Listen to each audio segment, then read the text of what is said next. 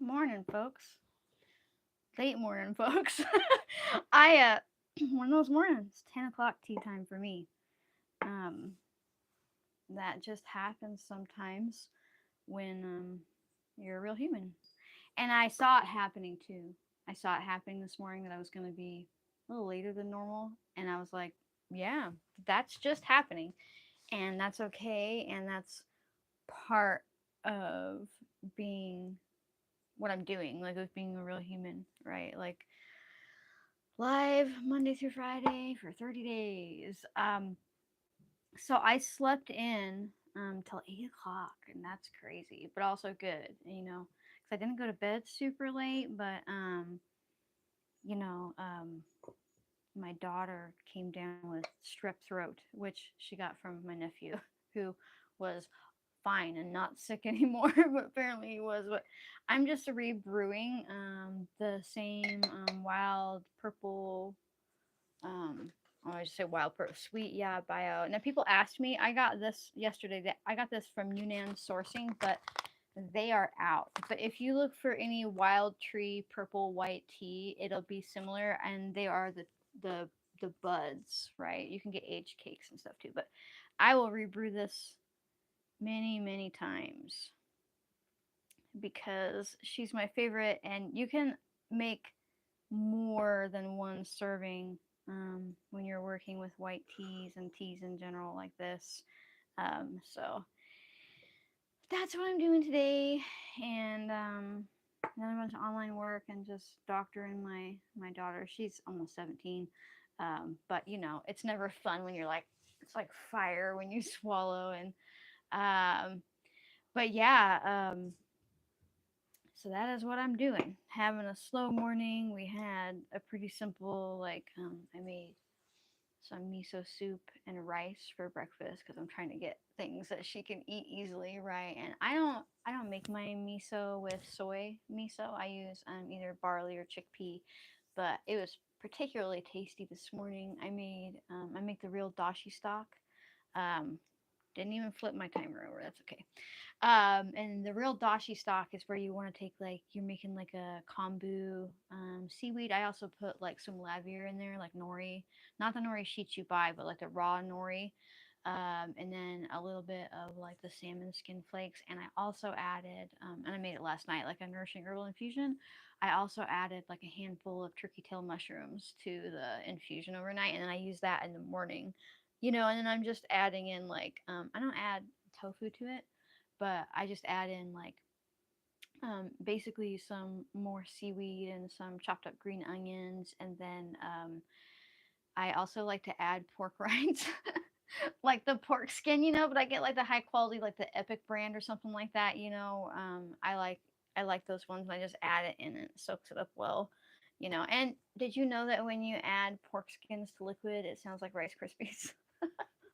um, but it's pretty tasty. So we had that with some dulse rice for breakfast. So I'm pretty warm right now, feeling pretty warm because I've got lots of like warm fluids going inside of me. But um, I I really wanted to just I don't know. It's really nourishing and it's warm and keeping your body warm. I'm trying to like fight off the inevitable possibility of getting strep throat because if that happens,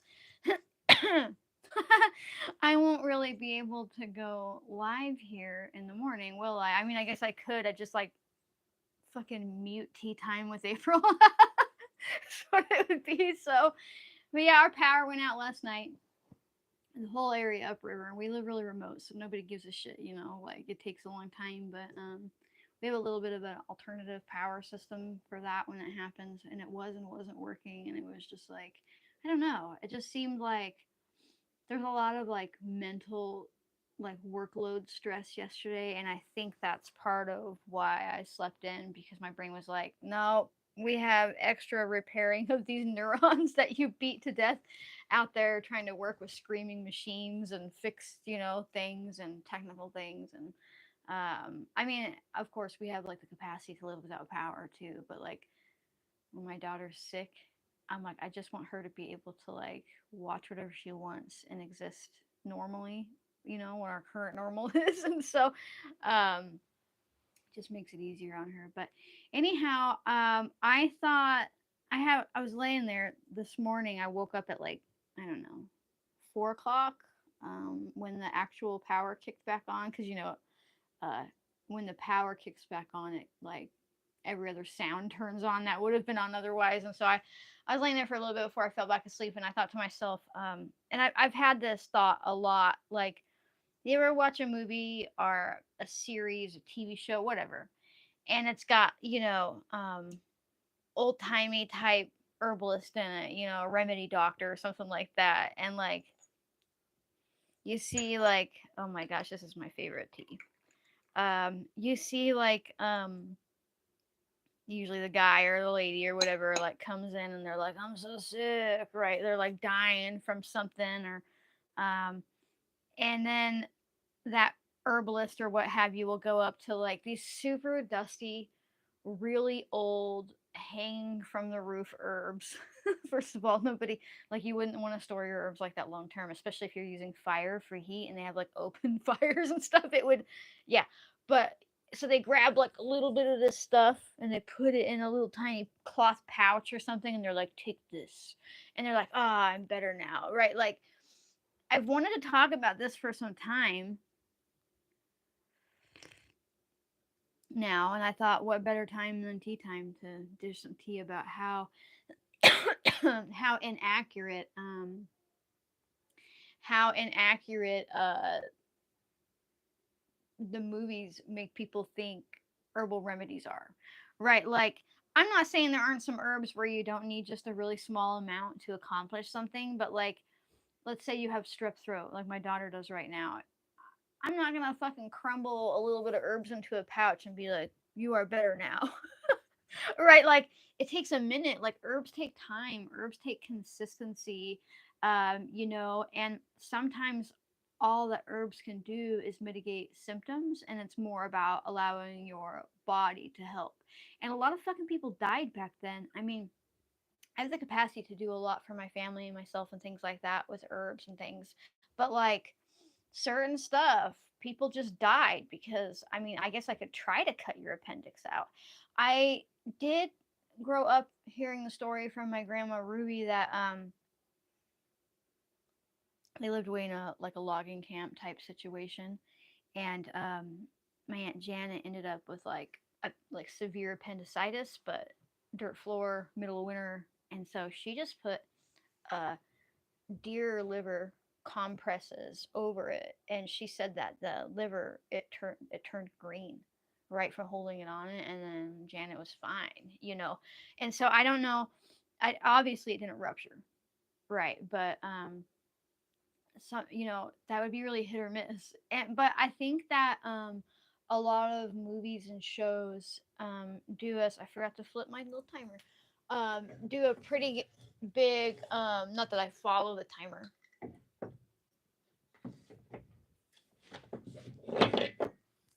breaking things. I just like the way it looks back there going. But I think that the movies do a big disservice to people's like ideas of how herbal remedies will help them. Right? Like, if your favorite show like just shows them like rubbing like a little bit of like infused oil onto something, or like or like having a single cup of tea and they're just fine, it puts like this idea into people's heads that that's how fast herbs should work. And that's compounded by the fact that we live in a big pharma induced reality where we equate reaction with healing, right? Like, let's say that like you're diabetic and you take metformin, right? And it makes your blood sugar go down. You are still diabetic, right? Like, that medication isn't fixing the Randall cycle that's likely stopping your body from like putting the glucose into your cells, right? Or there's something wrong with your pancreas or something like that. And especially for type 2, but you could also say the same thing for blood pressure. You can take medication to lower your blood pressure, but you're not better. But you equate that with health because it's causing a reaction. And so we're really bad now. We've been trained. It's nothing personal. It's not your fault. We've been trained to equate reaction with health, right? And so if we start drinking tea every day to like maybe manage our blood sugar or something like that, and it doesn't happen right away, you know, and a person who's been practicing publicly for a decade and offering the things through my shop, Wildwood Apothecary, people that I make, it's pretty often, at least once or twice a month, I get an email of somebody who like something just got delivered and they've used it for 2 days and now they're mad at me that it's not working. You know, and I get it, you know, and I don't take it personal. I'm like, you know, herbs aren't like big pharma. They don't necessarily always give an instant reaction. And sometimes herbs can be heroic and do act like pharmaceuticals. Like um if you are going after something that's like really strong and potent and mildly toxic, yeah, it causes a reaction in your body. And then you're happy with that because it reminds you of being able to take a pill and something instantly happens. And look, it doesn't mean that there's not a time and place for either of those things, but I think it really ends up shutting us out. It shuts us out from working with like safe, simple, like long duration herbs, right? Like I don't really like to work with super potent, super toxic. I'm pretending to be like a doctor with pharmaceutical herbs, you know, unless there's a real time and place for it. And most of the time, people reach for it way too soon. Um, you know, somebody asked me what my thoughts are on Teasel. Teasel, she lives in like the between realms of like slightly safer but still pretty potent, and people end up hurting themselves with her. But it's not necessarily that teasel causes the injury so much as the actions it creates in your body. Teasel is used a lot for like limes and like various bacteria viral things that settle in your joints and bones and things like that. And so if you take teasel too fast, too much, it causes like basically, you know, like a detox reaction and it can make you really sick. And so I think it's one of those herbs where it's like a little goes a long way. And, but that kind of circles back to how we're so wanting a reaction like right here and right now. Like it took us a long time to get sick, but we can't accept that it might take time to get better. Like if we want to do it tactfully, right?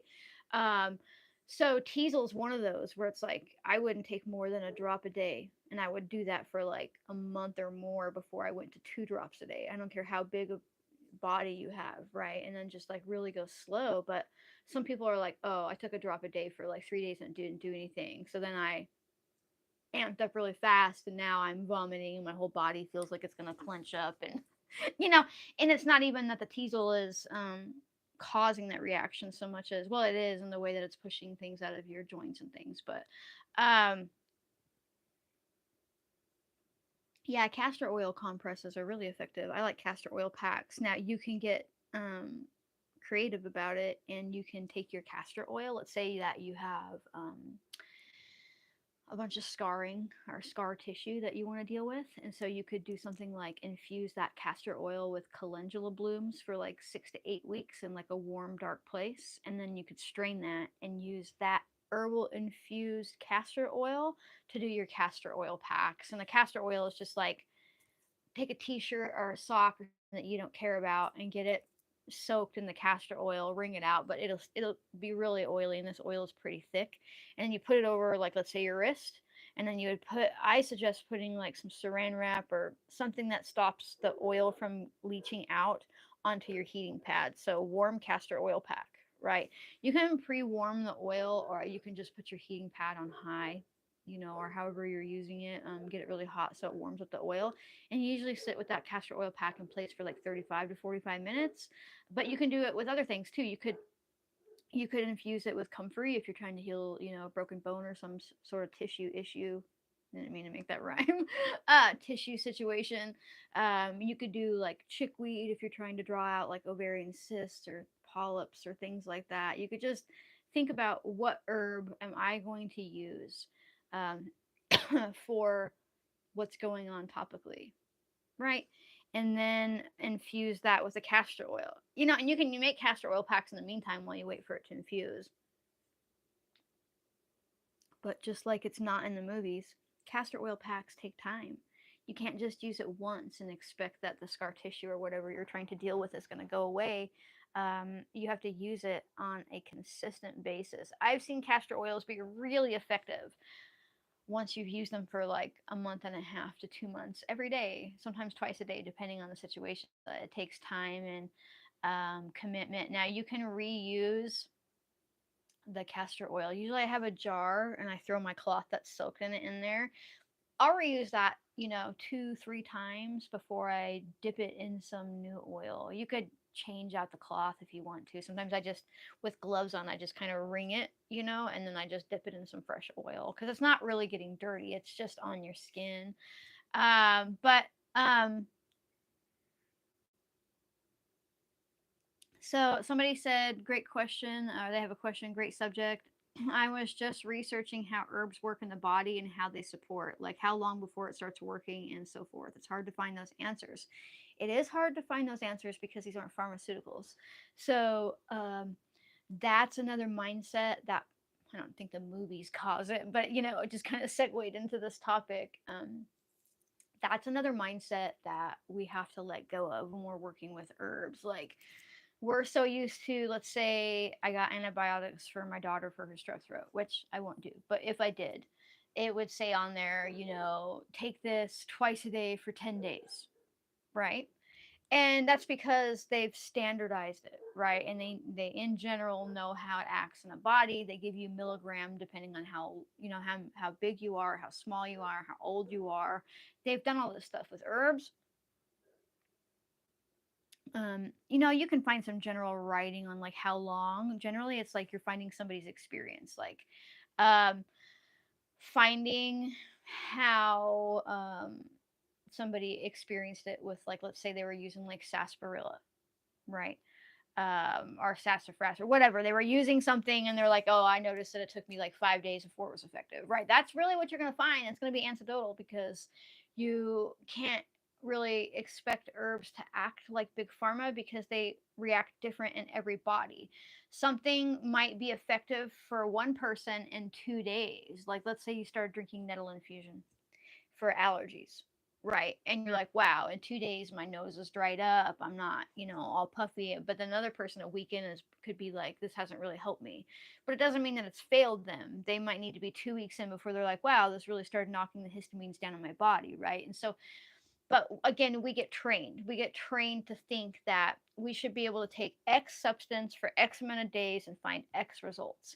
But it just doesn't work that way with herbs. They require you to be more in tune with your body and have more personal accountability for how things are going, right? Because if you think about it, when we're like, oh, I have to take these for 5 days, you don't necessarily check in with your body, right? Because you're just following the directions. I just have to take these for 5 days. But what if that direction isn't there? Then suddenly you're like, well, how am I feeling? Are my symptoms better? Oh, I've noticed a change. But it's not that you wouldn't notice a change with pharma too, but you're less likely to be like, oh, okay, that means maybe I only do it for 2 more days now. You're making decisions on your own, and that's just something that's been stripped away from us, and a mindset that is super common and nobody's fault in the herbalism realms, right? Um, Somebody said I have 2 family members with severe heart damage from rheumatic fever. I don't mess around with strep. That's just one case where I do definitely use antibiotics. Yeah, yeah, you can, you can. It just depends on the body, like the age, what's going on, like are they capable of. But also, just because I don't use antibiotics doesn't mean I'm doing nothing, right? It's just that there are other ways, and teenage bodies are pretty resilient, and so um, yeah. But also remember, a lot of strep is now resistant to antibiotics. And what happens sometimes is you get strep throat and you take an antibiotic and it doesn't really go away, but it makes it adapt to that, and it can like rage back stronger. It can lay dormant. It can end up going into your brain or your heart. And so sometimes, there's a time and place for antibiotics, and again, but that's about learning the difference between like your body, a different person's body, like how you react to something. And again, not using antibiotics doesn't mean we don't do nothing. you know she's on plenty of herbs and tinctures and broths right now to help support her body through it. I have endo. My doctor will not let me get a hormone panel to see where I'm at. I use lady's mantle and red raspberry leaf. Worry about trying something like chaseberry without results.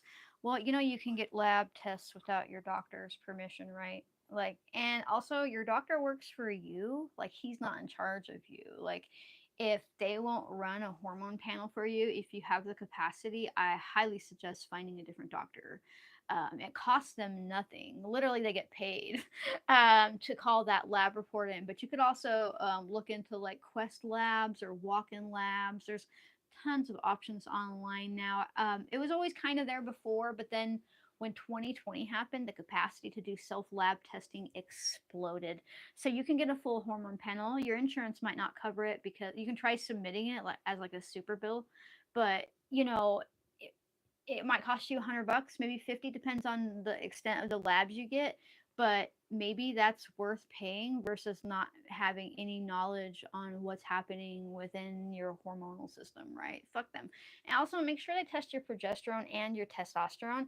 I hate endocrinologists who look at hormones as male female. Not, yeah, like women have higher estrogen and men have higher testosterone, but we need all of it. And then they leave out testing progesterone, and that drives me insane because I'm like, you can't.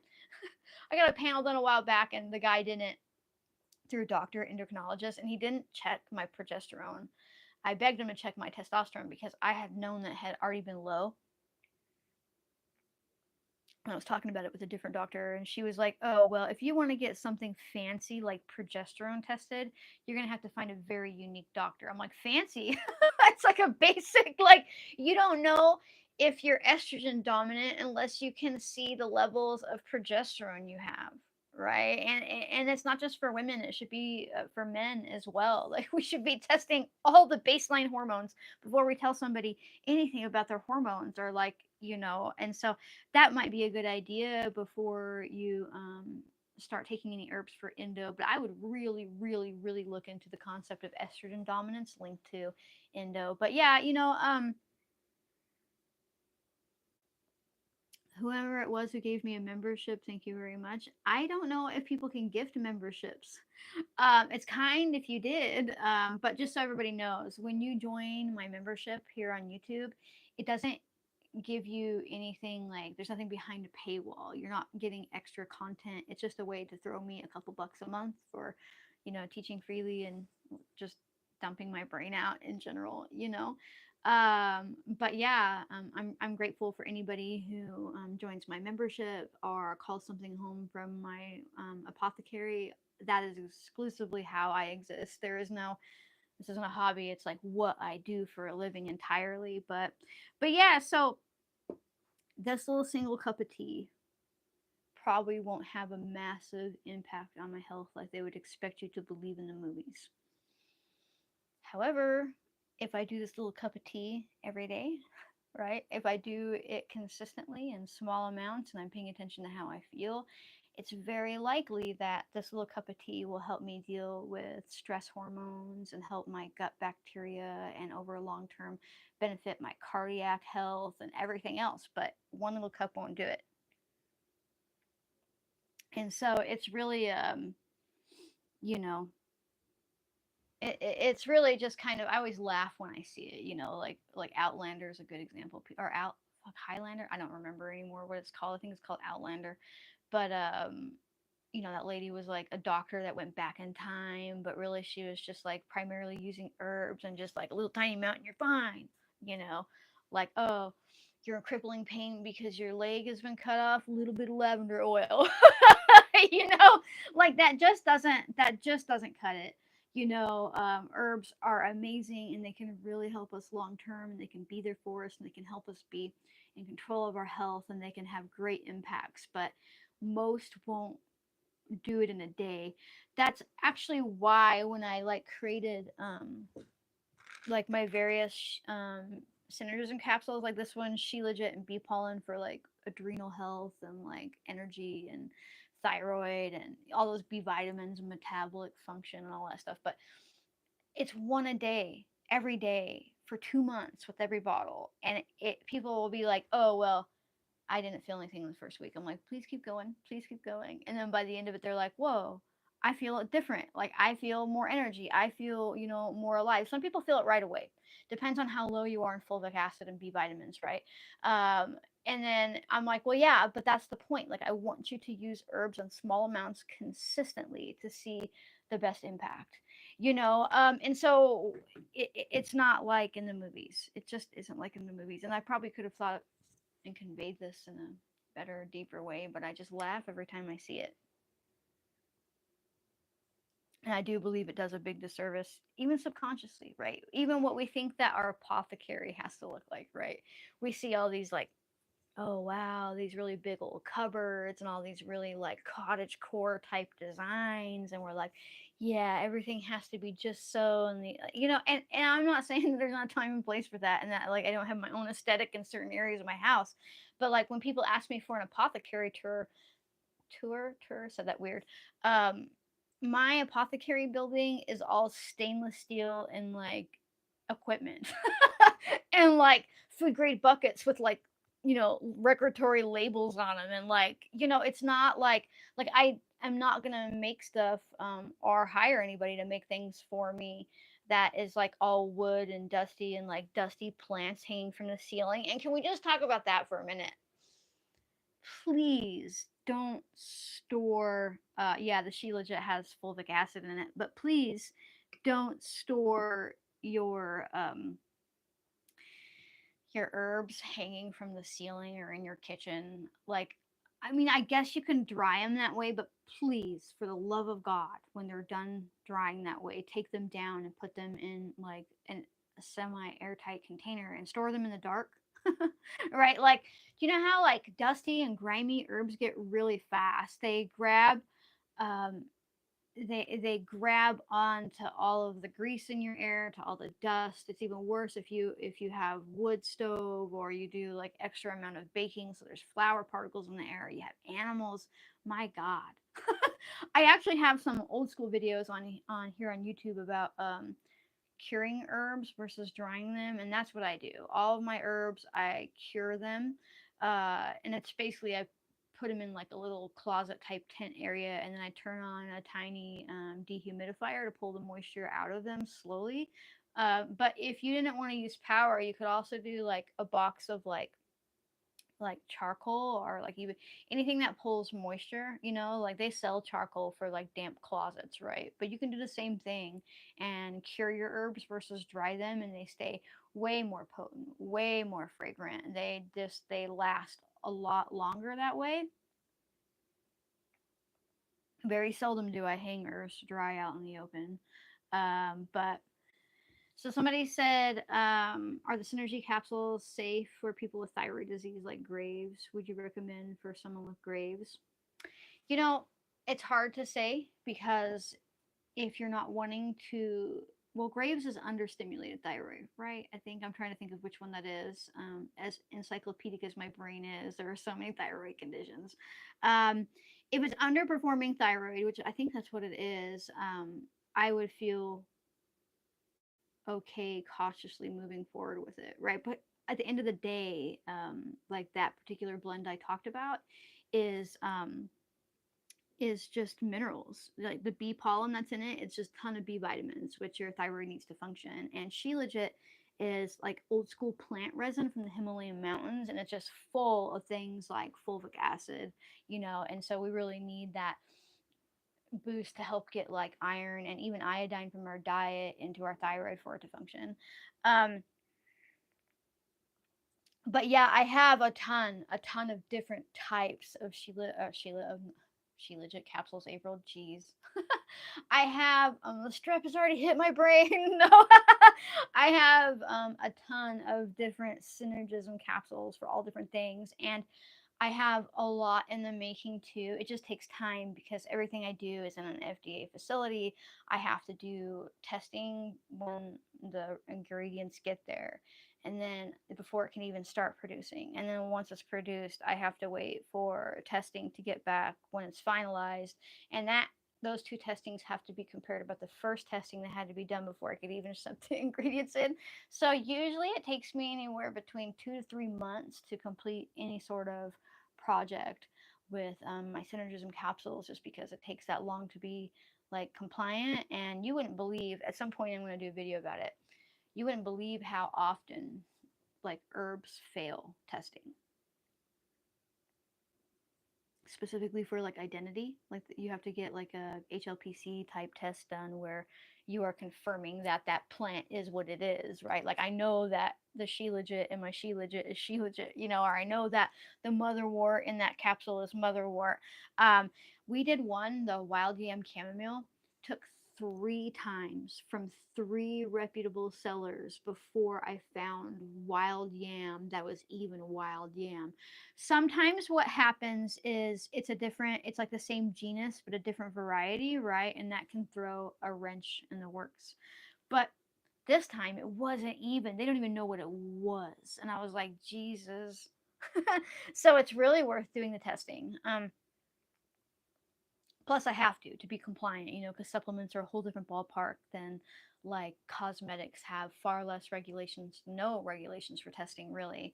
But anyhow, so thank you so much for watching and being here with me. And if you do want to support my capacity to do these live morning teas and my videos and any other type of brain dump that I give, consider becoming a member, or consider calling something home from my shop like a Synergism capsule. Every bit helps. It's exclusively how I keep a roof over my head, food in my stomach, and things like that, and how I'm able to teach freely.